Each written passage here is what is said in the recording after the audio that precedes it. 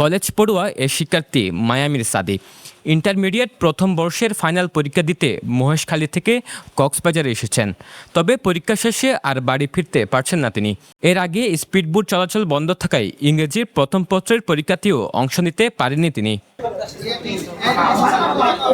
বৃহস্পতিবার সকালে কোনোভাবেই কক্সবাজারে এসে পরীক্ষা দিলেও নৌযান বন্ধ থাকায় ঘাটেই আটকে আছেন। ঘন্টার পর ঘন্টা অপেক্ষা করেও বাড়ি ফেরার কোনো উপায় মিলছে না। স্যারকে বলছিলাম, স্যার বলতেছে হ্যাঁ দিতে পারবে, মানে যখন এখানে বাসা ভাড়া নিতে হবে তারপরে দিতে পারবে আর কি।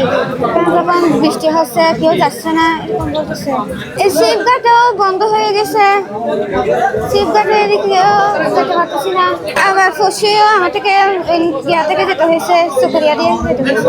পরীক্ষা চলতেছে, ফাইনাল ফার্স্ট ইয়ারের ফাইনাল পরীক্ষা। না কাকে দিতে পারি নাই, আবার আজকে দিচ্ছি। আজকে কিভাবে যাবো বুঝতে পারতেছি না।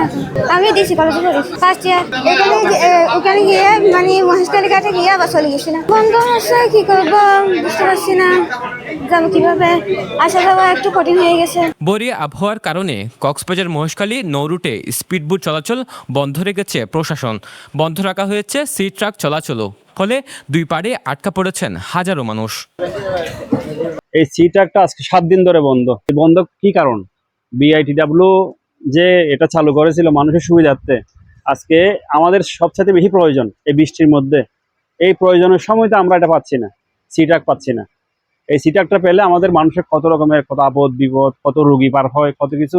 এখানে মানুষের কত জরুরি কাজ থাকতে পারে, এখন আমরা কেউ পার হতে পারছি না। এখানে শয়ে মানুষ দাঁড়িয়ে আছে।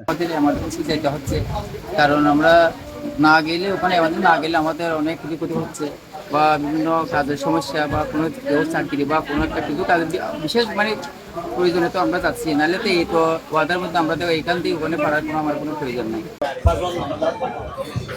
শুধু শিক্ষার্থী নন, ভোগান্তিতে পড়েছেন রোগী, চাকরিজীবী, ব্যবসায়ী সহ যাত্রীরা।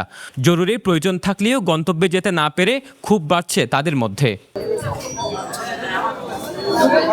বৃহস্পতিবার সকালে ঘাটে এসে বিআইডব্লিউটি এর কর্মকর্তাদের সঙ্গে বাক বিতণ্ডায় জড়ান কয়েকজন যাত্রী। দ্রুত নৌযান চালুর দাবি জানান তারা।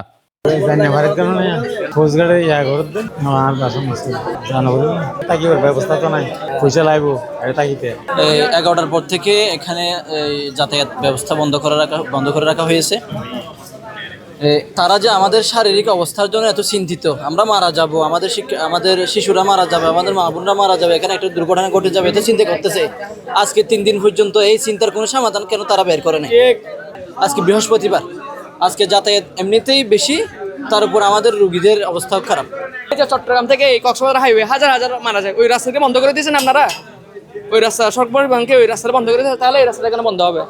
আল্লাহর হুকুম আছে, এখানে মারা যাবে সে একজন মারা গেছে কোনো কারণে, এইটা রিস্ক নিবে না, কে নিবে, ডিসি নিবে না, এমপি সাহেব নিবে, এরকম বলে এই রাস্তাঘাটে জনদুর্ভোগের সৃষ্টি করছেন। পুরোটা 5 লাখ মানুষকে জিম্মি করে রাখছেন। আমরা অভিভাবকহীন হয়ে পড়ছি। আসলে সবচেয়ে বড় অপরাধ হলো যে মহেশখালীর জনগণ যারা বিএডব্লিউকে বিশ্বাস করে আন্দোলন করে বিএডব্লিউকে 11টা ডিসি সাহেব থেকে এখানে দিয়ে দিয়েছে, এটা হলো সবচেয়ে বড় অপরাধ।